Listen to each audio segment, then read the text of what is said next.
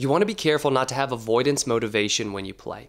What avoidance motivation is where you are out there playing to avoid making mistakes, to avoid having coach yell at you, to avoid getting benched.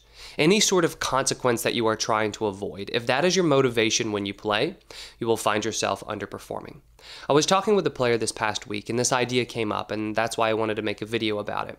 And so when we were going over this idea, he was telling me about how recently he's been playing, and he's found himself playing scared. He's found himself playing scared because he doesn't want to make mistakes. He's a basketball player, so the example that he was telling me was when he is on the offensive side of the ball, and he's not really taking shots. He's not driving to the basket. And so what he ends up doing is he ends up passing the ball off to his teammates more. However, his coaches have told him that they would like him to take more shots. He is a very good shooter, and so naturally he should be taking more shots and driving to the basket more in order for him to be more effective for his team. However, he's not finding himself do that as much, and the reason that he's not doing that as much is because, once again, he is scared. So he told me about how he's afraid of getting yelled at from his coach. He's afraid of having his teammates upset with him if he takes a few shots and he misses. Overall, there are all of these fears and all of these consequences on his mind that he is trying to avoid. The reason that he ends up experiencing this and the reason that he ends up sinking into this avoidance motivation is because he's not feeling confident in his shot that day. He does not feel this way, and he does not experience this same level of avoidance motivation when his shot is on. So for yourself, if you do find yourself in this avoidance motivation, right, where you are playing to avoid certain outcomes that you don't want instead of playing to achieve success, pay attention to when you experience this. Do you experience this all the time, or do you only experience this during games or practices when you don't feel like you are physically on that day?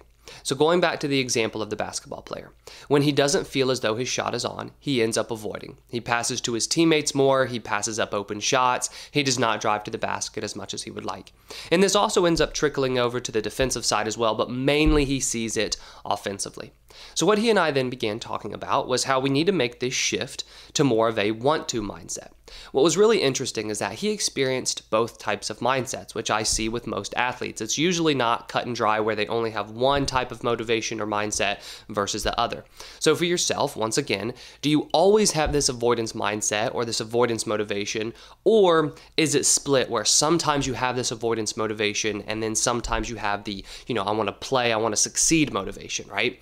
So for the basketball player, I was asking him, what are you focused on when you play well? So when you are taking more shots and driving to the basket more. He explained to me that he is focused on wanting to score, wanting to make an impact for his team. That right there shows us the clear difference between these two mindsets or these two motivations. The avoidance motivation or the avoidance mindset is when you are trying to avoid negative outcomes. The want-to motivation or the want-to mindset is where you are out there playing to achieve a certain result. Now, if we think about avoiding negative consequences, and then we think about achieving a certain result, well, if you achieve a certain result, you will probably avoid negative consequences. However, if you avoid negative consequences, that doesn't mean you achieve the result, right? Because this is what the basketball player is experiencing. He might be avoiding making mistakes because he's not taking shots. However, when he is not taking shots, he's also not scoring. So this is where you find yourself playing very middle of the road. You're not doing anything exceptional, but yeah, you might not be making a ton of mistakes, but the reason you are not making mistakes isn't because you're playing well, it's really because you are just playing it safe. You're playing very mediocre at that point. And so that's where you find yourself leaving these games feeling disappointed. Not disappointed in the mistakes you made, but disappointed in the lack of effectiveness you had during the competition. So for him, we talked about wanting to build and instill this want-to mindset even more. And so for yourself, if you do end up having this avoidance motivation, what can you do to shift it more to this want-to motivation, right? To the want-to mindset where you're out there wanting to achieve success instead of wanting to avoid mistakes. Well, there are a few places that we need to look and a few strategies that we can use. And the first strategy is we want to really examine where this fear is coming from, right? Because we need to figure out when you are experiencing this avoidance motivation the most. But mainly we need to identify what are the thoughts you have that are driving to this avoidance motivation. Are the thoughts surrounding your coach? Are the thoughts surrounding whether or not you'll get benched, or the thoughts surrounding your teammates. But you need to identify those thoughts. The reason that you need to identify those thoughts is because those thoughts are what we need to change.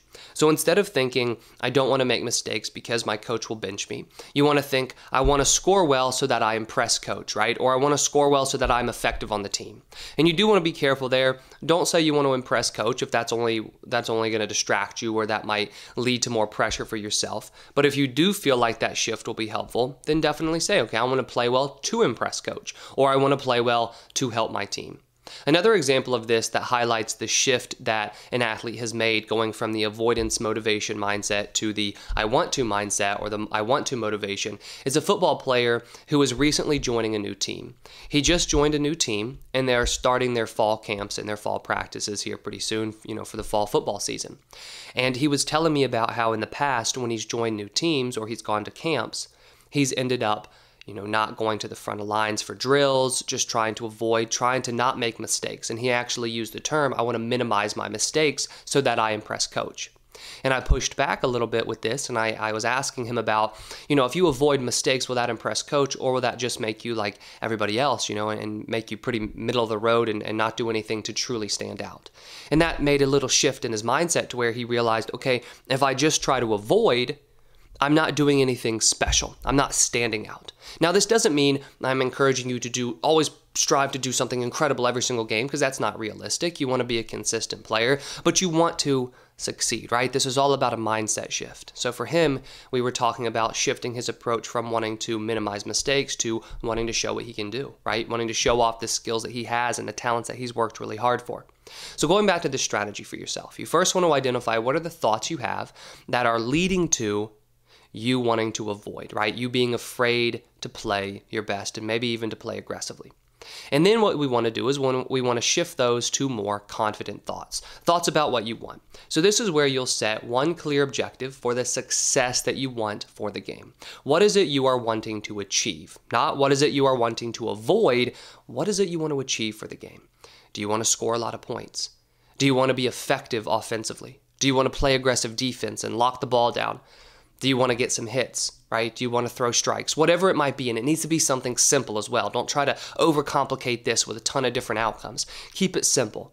Think of this like that reward that you're wanting to get at the end of the game. What are you working for, right?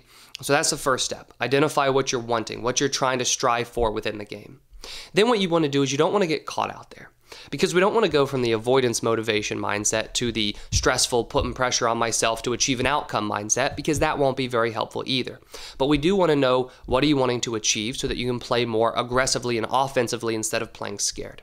Now, once you've identified what you want to achieve, then you want to turn your attention onto the process that will help you get there. So then you ask yourself, what are some very simple objectives that I want to achieve that are controllable for me that I can focus on during the game? So going back to the basketball player that I've been mentioning, the objectives that we set after he said, my goal for the game is to score more points and be effective offensively. That's what we shifted his motivation to. So then we set the objective of just taking shots, right? So starting to take more shots than not taking shots. So his objective is, I just want to take shots if I'm open. And we also set the objective of driving to the basket more when he has the opportunity. So now he has two very clear objectives of what he wants to do instead of what he wants to avoid during the game. And if he does those two objectives, right, he achieves them, he drives to the basket more, he takes more shots, naturally he will give himself more of a chance to score and to be effective offensively. So for yourself, you want to avoid the avoidance motivation and the avoidance mindset when you play, because that means you are playing it safe, you're playing it scared, and you will underperform. The way that you do this, right, the way you shift that mindset, is you first pay attention to what are you thinking? What type of thoughts are you having, and what are you telling yourself? Instead of saying, I want to avoid getting yelled at, or I can't make any mistakes, I need to minimize mistakes, shift this to, I want to succeed, I want to play my best today, I want to go out there and show them what I can do. And once you've done that, once you've made that shift, you want to set what that goal is, right? What is the objective you want to achieve? Do you want to be effective offensively? Do you want to be really helpful for your team defensively? What is it you want to achieve during the game? And then lastly, make sure that you break that down to just a few very controllable objectives that you can focus on throughout the competition. If you have any questions about this avoidance mindset / motivation versus the want to mindset and motivation, please let me know in the comments below. And if you'd like me to make any other video or cover any other sports psychology topic, please let me know in the comments below as well. I hope you enjoyed this video, and if you did, please hit that like button and subscribe if you haven't already. I put out new videos each week on sports psychology and mental training.